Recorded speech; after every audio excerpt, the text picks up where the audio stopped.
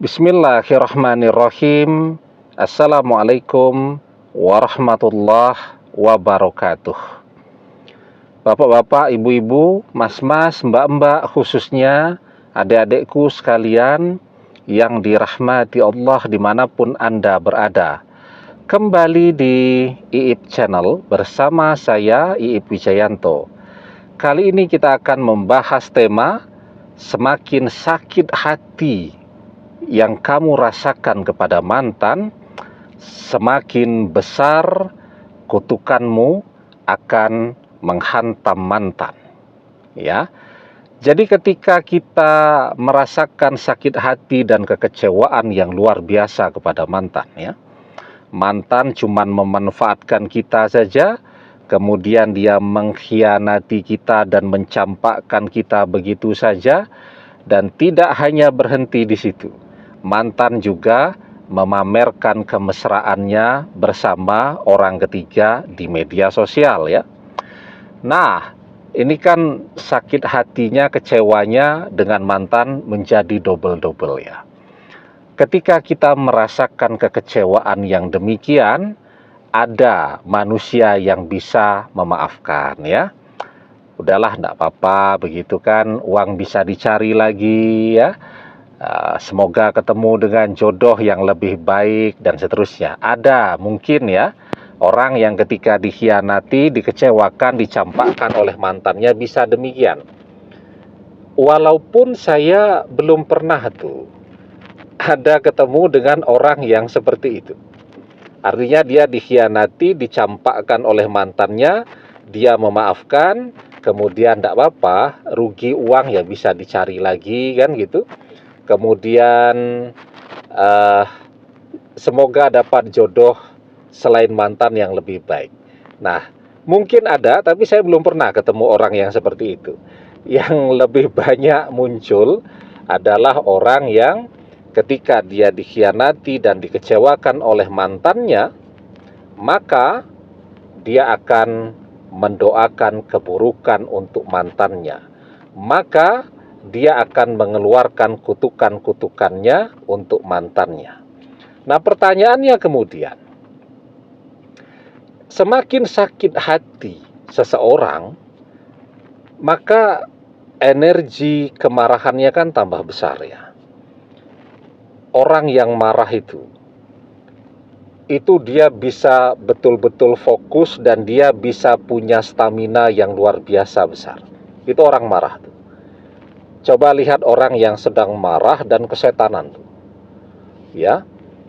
Itu energinya, tenaganya kuat sekali. Ada orang marah itu sampai kesetanan, ya, padahal mungkin hari-hari biasa dia terlihat lemah gitu. Begitu dia marah, mungkin 5 orang laki-laki kekar berusaha mengendalikan dia tidak mampu. Ya, ketika dia sedang kesetanan atau berada pada puncak kemarahan yang luar biasa tadi. Nah, orang yang sedang marah itu biasanya akan mengeluarkan kutukan-kutukannya. Apakah mantannya bangkrut? Apakah mantannya jadi sakit-sakitan? Apakah mantannya akan dikhianati dan dicampakkan juga oleh orang ketiga? Apakah mantannya akan jomblo selamanya? Dan seterusnya, dan seterusnya. Dan orang yang sedang marah, itu dia betul-betul bisa fokus tuh. Dia akan membayangkan orang yang dia kutuk tadi, mantannya misal jadi sakit-sakitan. Ya, jadi tidak bisa ngapa-ngapain. Dia bayangkan itu, terbayang jelas. Naik itu, apa yang dia bayangkan menjadi doa. Idza tamanna ahadukum falyaksir fa innama yas'alu rabbahu azza wa jalla. Ketika salah seorang di antara kalian berangan-angan, maka perbanyaklah. Karena sesungguhnya dia sedang meminta, dia sedang berdoa kepada Rabb-nya, Allah azza wa jalla. Ya, jadi gitu. Jadi dia berdoa dengan pikirannya, dia bayangkan mantannya babak belur, hancur lebur, berantakan, tidak punya apa-apa. Dia juga berdoa dengan hatinya, dengan lisannya. Kalau orang lain jam 10 malam sudah ngantuk, tapi orang yang sedang sakit hati, sedang marah itu bisa melek semalam suntuk. Dia masuk dari waktu berdoa yang mustajab, ya, dari jam 6 sampai jam 10 malam. Ya, belum tidur juga, dia memasuki waktu berdoa yang sangat mustajab, jam 10 sampai jam 2 malam. Belum tidur juga, dia memasuki waktu berdoa paling mustajab, dari jam 2 malam sampai memasuki waktu fajar. Dan selama itu dia berdoa terus, maka semakin besar pula energi kutukannya itu akan menghantam balik ke arah mantan, ya. Jadilah apa yang menjadi doanya itu akan kejadian pada diri mantan.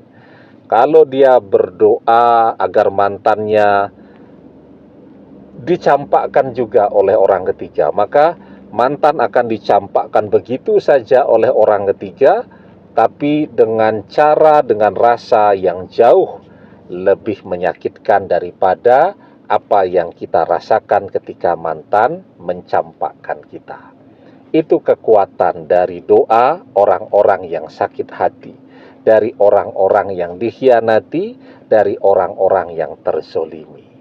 Wattaqi da'watal mazlum, fa innahu laisa bainahu wa bainallahi hijab. Hati-hatilah dengan doa orang yang terzolimi, karena sesungguhnya tidak ada hijab antara dia dengan Allah. Demikian, semoga bermanfaat. Wallahu a'lam bissawab, billahi taufik wal hidayah. Assalamualaikum warahmatullahi wabarakatuh.